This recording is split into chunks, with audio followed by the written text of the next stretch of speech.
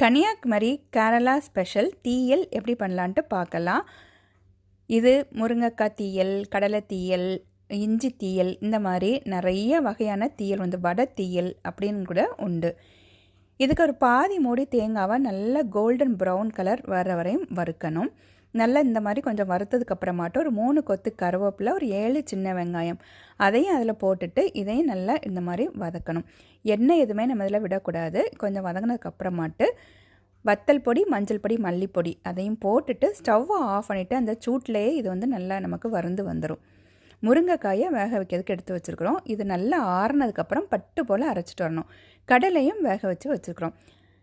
முருங்கைக்காயில் நம்ம புளி தண்ணி விட்டுட்டு அதை மூடி வச்சு வேக வைக்கணும். அது கொஞ்சம் நல்லா வெந்ததுக்கு அப்புறமாட்டு நல்லா பட்டு போல் அரைச்சி வச்சுருக்கிற மசாலா, நம்ம வேக வச்சுருக்கிற கடலை, இல்லை கருப்பு கடலை கூட நம்ம வேக வச்சுக்கு போட்டுக்கலாம். அதையும் போட்டு உப்பெல்லாம் போட்டு நல்லா மிக்ஸ் பண்ணி இதை கொதிக்க வைக்கணும். இது நம்ம தேங்காய் வறுத்து அரைச்சனால அதில் இருக்க எண்ணெய் பிரிஞ்சு வரும்.